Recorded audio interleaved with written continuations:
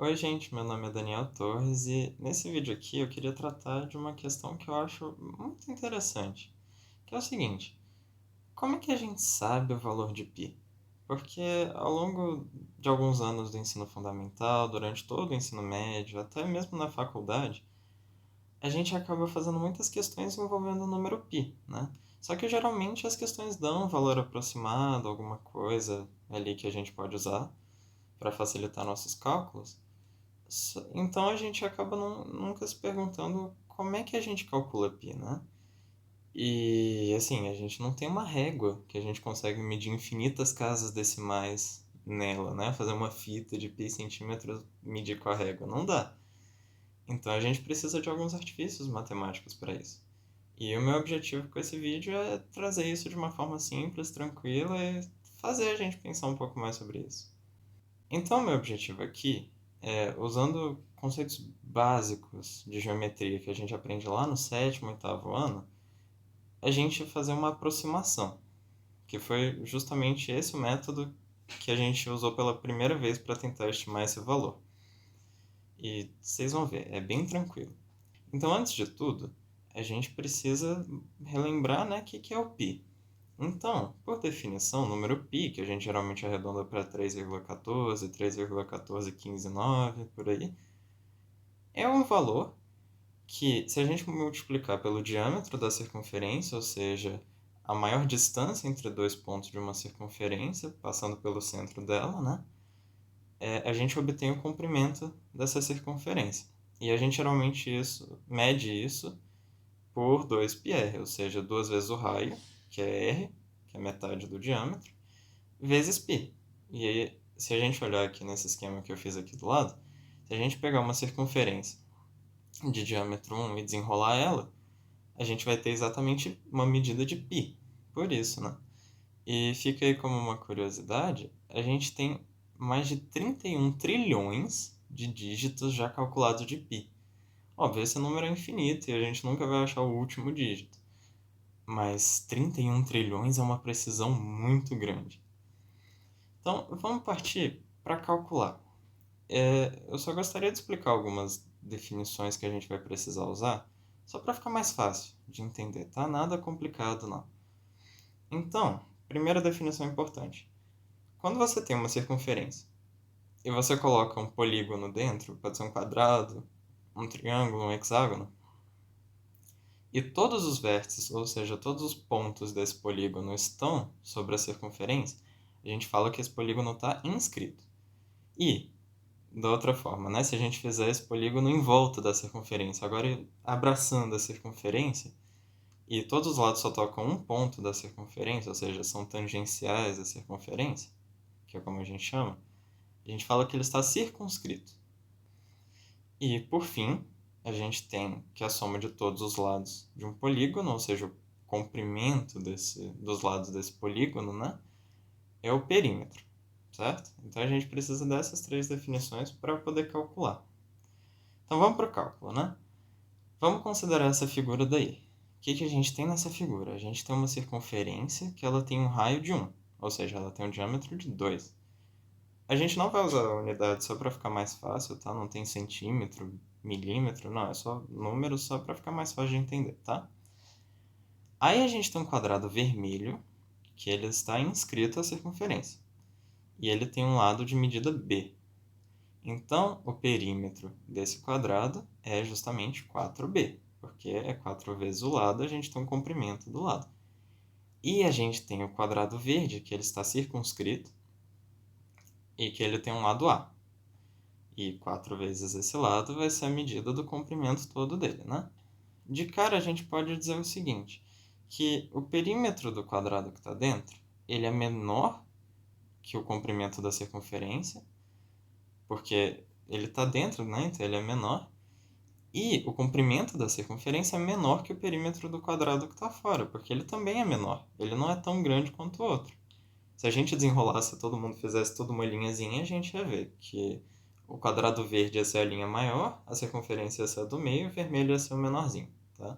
Só como uma outra curiosidade aqui que é muito interessante, por esse método aqui que a gente vai usar, a gente consegue que nem Arquimedes, em 250 a.C., concluir que π está entre 3,1405 e 3,1429.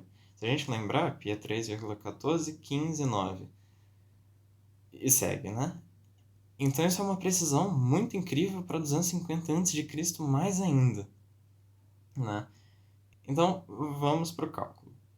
Se a gente olhar aqui, vamos olhar primeiro para aquele que está lá na esquerda. Se a gente ligar dois pontos opostos desse quadrado vermelho, ou seja, fazer a diagonal desse quadrado, a gente vai ter dois raios, né? Ou seja, tem um raio que vai de uma ponta ao meio, do meio ao extremo. Cada um mede 1, que nem a gente falou antes, então a diagonal é 2. Pelo teorema de Pitágoras, a gente sabe que a hipotenusa ao quadrado é igual ao quadrado de cada cateto somado. Então, a gente pode olhar para essa diagonal como uma hipotenusa, que o ângulo reto é aquele canto do quadrado, para você estar lá na esquerda, e cada cateto é um lado do quadrado. Então, a gente tem que duas vezes o raio, né, que é o diâmetro ao quadrado, é igual lado b ao quadrado mais lado b ao quadrado. Desenvolvendo, né, como o raio é 1, então a gente tem que 2 vezes 1, 2 ao quadrado, é igual a 2 vezes b ao quadrado, ou seja, a gente só juntou aqueles b ao quadrado ali. E então, a gente tem que 2 ao quadrado, que é 4, é igual a 2b ao quadrado. E passando 2 para o outro lado, né, então divide os dois lados por 2, fica 2 igual a b ao quadrado, faz raiz dos dois lados, b igual a raiz de 2. E a gente aproxima para 1,4 só para facilitar os cálculos, tá? Aí a gente usa aquele raciocínio. O comprimento da circunferência, né, é maior do que o perímetro desse quadrado.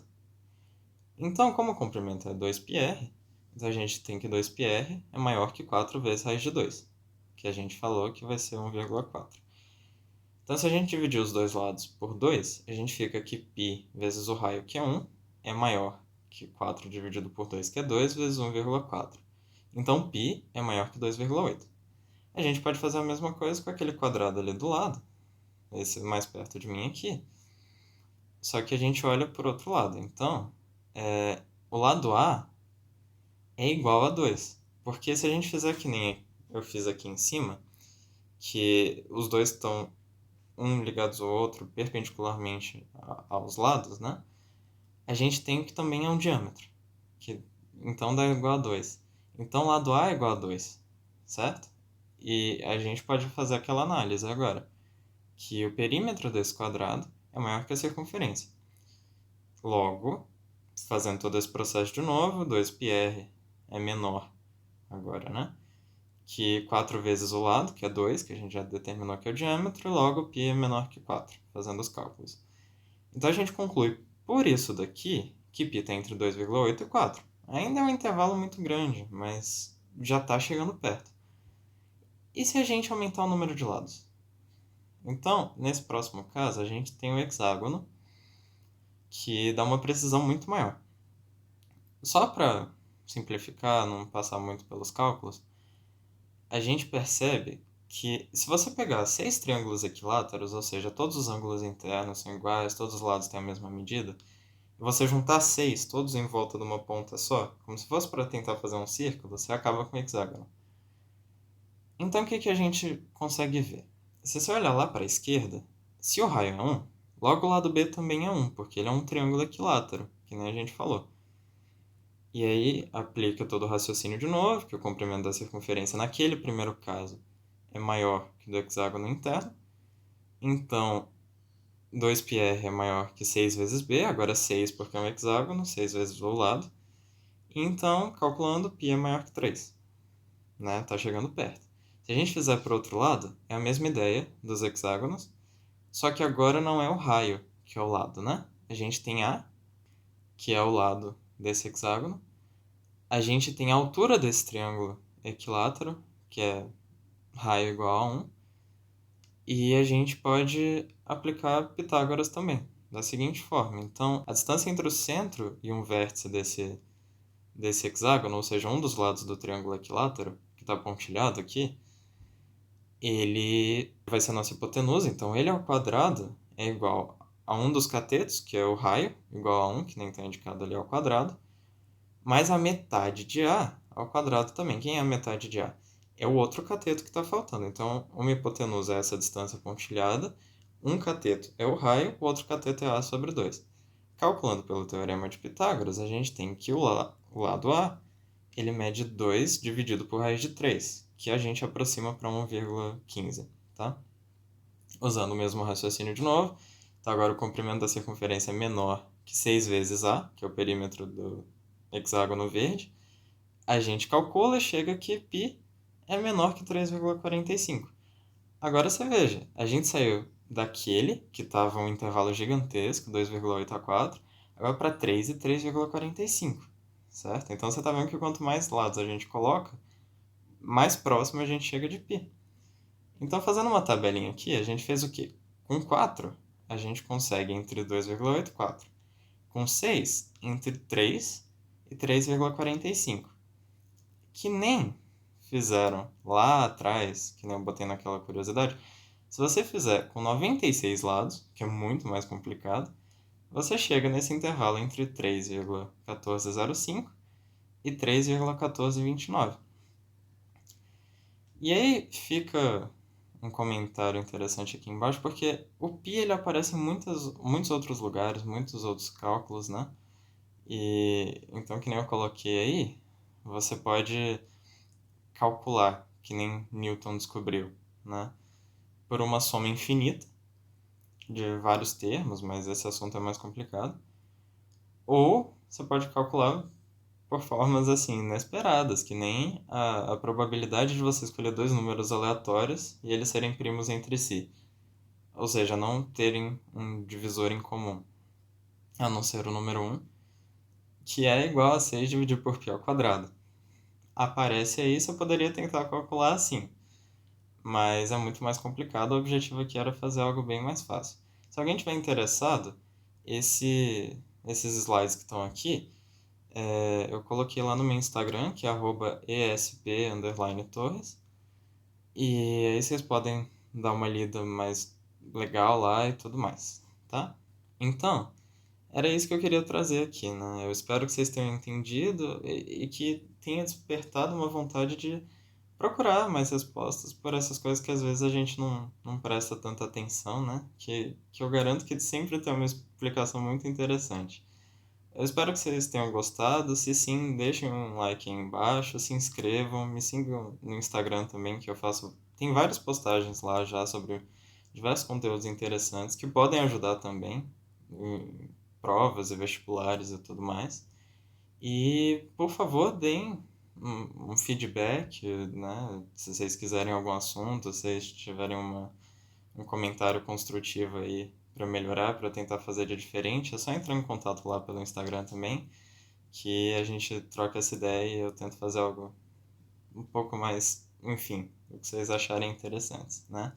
Muito obrigado pela atenção e tenham um ótimo dia.